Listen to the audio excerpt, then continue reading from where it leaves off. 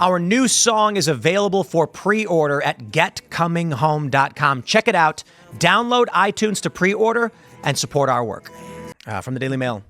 Hooters sparks fears of mass closures as chain takes drastic action over huge debts. Hooters, known for scantily clad waitresses, is the latest American restaurant chain facing financial problems. Bosses at the chain are in urgent talks with lenders and advisors as they try to address $300 million of debts. Wow. I thought it was known for its really good food. They shuttered 40 underperforming restaurants. I checked. There's no Hooters by us. You got to drive about 40 minutes. Find a Hooters. Really? Yeah, we're in a Hooters desert. Hooters, are we? We're in a Hooters That's desert. Unfortunate. Where is the lobby for Congress on this? Where are you going to get good wings around here if you don't have a Hooters around? Great. So I looked at pictures. It actually does look like their wings are good. Did they change the recipe? Maybe they changed the recipe to high fructose. I was Buffalo Wild Wings pushing them out. We're like, hey, we've got TVs and also wings. You don't need those scantily clad waitresses. See, I will say, look at these pictures though. I think they're getting a lot more conservative with their outfits here. I think they look the exact same. What do you mean? No fake. I didn't see any fake boobs. Maybe I am, and I just don't realize it. There was that story a while ago of a guy who applied for a job at Hooters. That photo because it's and, two women as the claimed picture. it was sexist that they only hire women. Yeah. And so the response from Hooters was like, "You're hired." And the guy didn't want to do it because he'd have to wear the same outfit and the pants and pull them up. They were like, "Yeah, no, you can be a guy. You can work here." Yeah. And he was like, "I don't want to work here." So, I'm half kidding bringing this up, but this is big news. A major chain is suffering in massive debt, and they've already shuttered 40 locations, and now they may shut down many, many more. The economy is not doing well. I'm flabbergasted. I say flabbergasted that the Democrats are saying that there's no recession. The economy is better than ever. People are suffering. We've got the LL Flooring is talking about shutting down. Who else was it? A bunch of Home Depot said they missed their profit targets, which is a big deal. Hooters.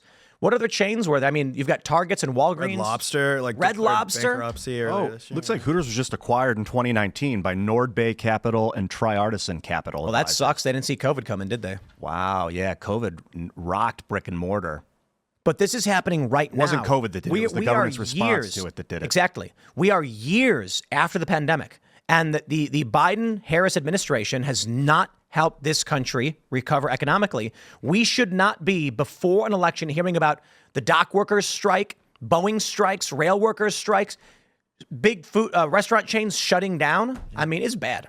And the gaslighting is even more insane. The fact that they can look you in your face and say, everything's going well, the economy is in such good shape. I know that to be a lie every time I walk into a grocery store. I know that to be a lie every time I fill up my gas tank. So to sit there and look in our faces and play us like we're dumb and say, everything's good, the economy is stronger than it's ever been before, stronger than it was under Donald Trump, is just frankly insulting. And I think demeaning to the intelligence of the American people, but also too, it's like these like things that they are doing to create this facade, like, lowering and cutting interest rates right before the election to give this impression that inflation is going down, the economy is on the resurgence. It is truly, I think it really goes to show how they see the intelligence and then how they view a majority of the American people. And look at this, huge news from a couple weeks ago. Kevin Hart's burger chain shut down all locations, and I can't imagine why.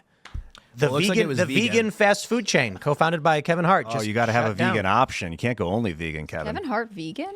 I did not know that BurgerFi was a vegan joint. Either way, though. It is? Wait, what? No, it's not. That's what it says. BurgerFi? Is that the name of it? I don't know. Yesterday, BurgerFi announced it filed for bankruptcy.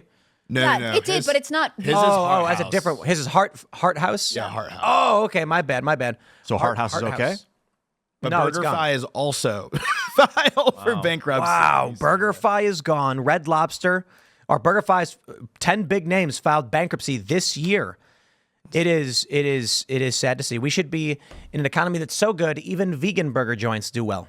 I think there's a difference between saying kind of along what you were saying, CJ, how we're being gaslit that everything's fine. There's a difference between saying we're going to be okay and here's why. As opposed to everything's fine, don't worry. That's like the guy that meme of the dog sitting in the burning house going, everything's fine. Mm-hmm. Like, no, everything's not fine, but it is going to be okay. And here's why. We're going to revolutionize our industry systems, our electronic systems, our electricity systems. We're going to do it. So we're going to be okay. But it's not fine right now. Leadership, though, right? I mean, this is part of it. If you're looking at the election right now and one person is saying, like, things are not okay, but we can make them better, to me, that's good. I would pick that route.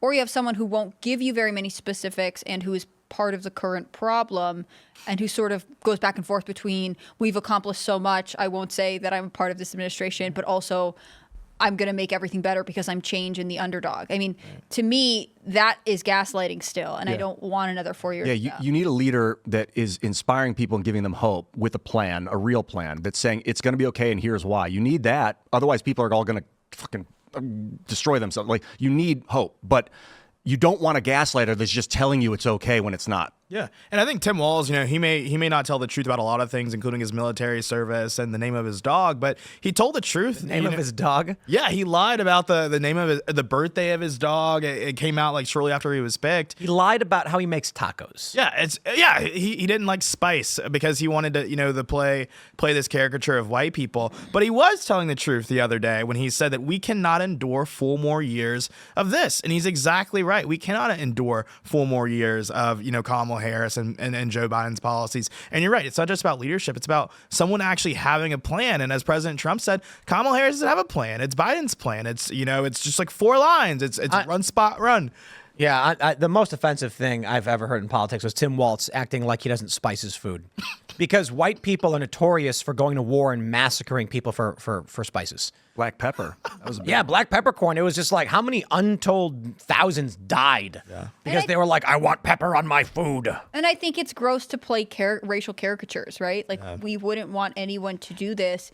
Why would it be okay if Tim Walz decides to be this like derpy white guy to somehow make Kamala Harris look better? I'm telling you now, you can't. Like, she is, or to make him look more white to subdue her blackness, which isn't that an acceptance of racism in that case? Like, acknowledging that, our candidate's too black, which, jury's out on that one according to Janet Jackson. But our candidate's too black, so we need to make him look extra white to make her, more palatable to the American people. It's actually crazy. What did he do? ChatGPT says the rough estimate for how many died during the what do they call it? The age of exploration over spice routes was in the tens of thousands. Wow. Tens of thousands of people were killed over spice routes. And I mean, it must have displaced and destroyed communities untold. Oh, yeah.